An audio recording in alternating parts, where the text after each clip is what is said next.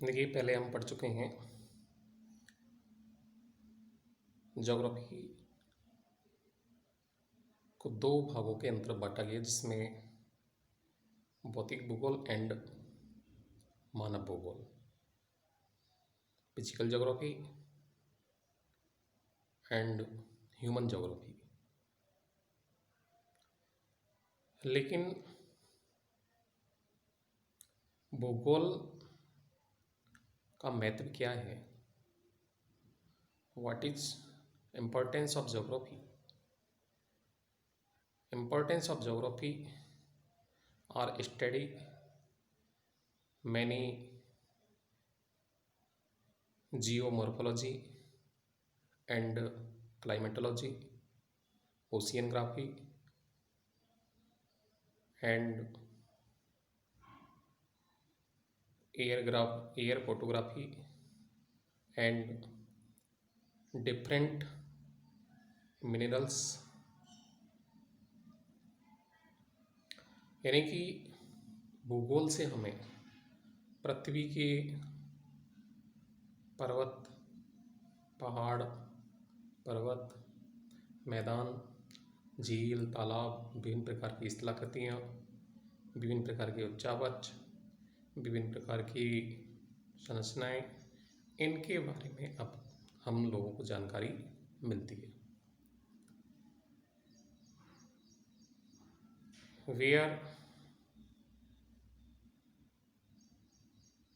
वहाँ के वातावरण को जान सकते हैं, यानी एटमॉस्फेयर स्टडीज, और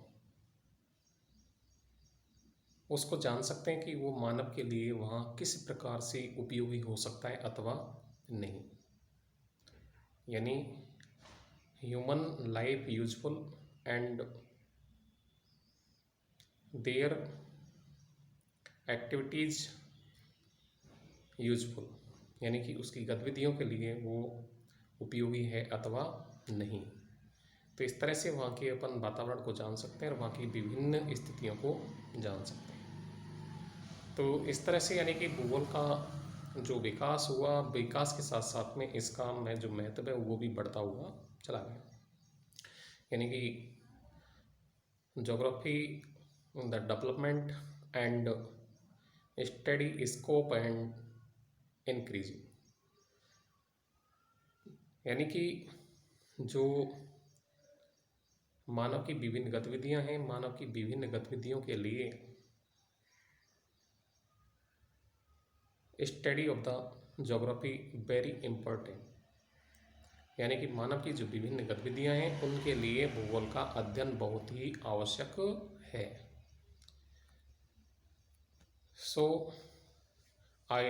So we are know there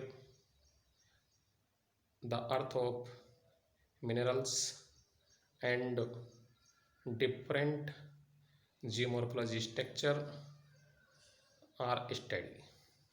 पृथ्वी के विभिन्न भू आकृतियों का अध्ययन कर सकते हैं और उसके बारे में जान सकते हैं। किसी भी क्षेत्र के अंतर्गत जहाँ भी कोई खनिज पदार्थ निकाला जाता है उसके बारे में भी अपन जानकारी प्राप्त भूगोल से ही प्राप्त करते हैं। जितने भी विषय हैं वो सभी भूगोल के आधार पर निर्भर करते हैं, क्योंकि कोई भी खनिज पदार्थ जहाँ से प्राप्त हो रहा है उसके बारे में जो जानकारी प्राप्त होती है वो भूगोल से प्राप्त होती है, और वहाँ की भौतिक परिस्थितियाँ हैं, मानव जीवन है, सांस्कृतिक वातावरण है, इन सब के बारे में जो जानकारी प्राप्त हो रही है वो यानी कि भूगोल से ही प्राप्त होती है। तो इसलिए मानव जीवन के लिए जो भूगोल है, भूगोल का स्थान महत्वपूर्ण है। इसके अलावा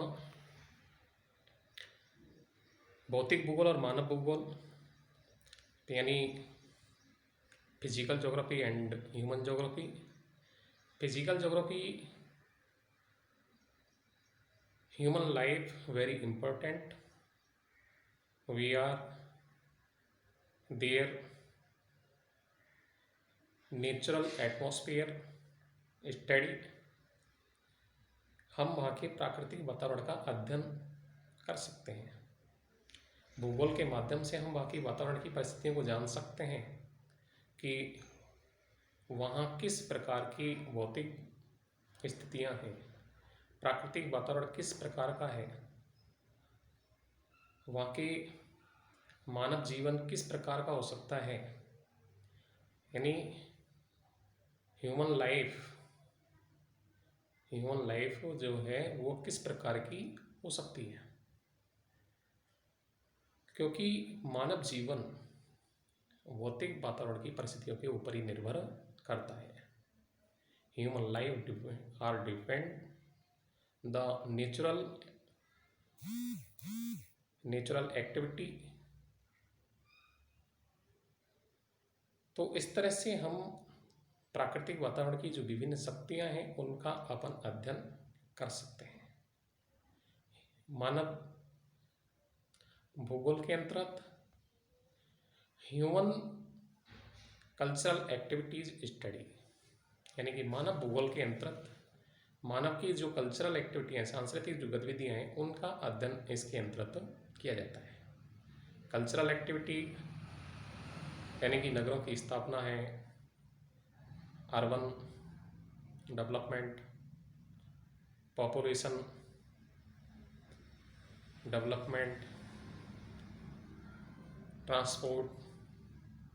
तो इस तरह से यानी कि जनसंख्या भूगोल है, मानव भूगोल है, तो इनका अध्ययन भी हम उसके अंतर्गत ही करते हैं।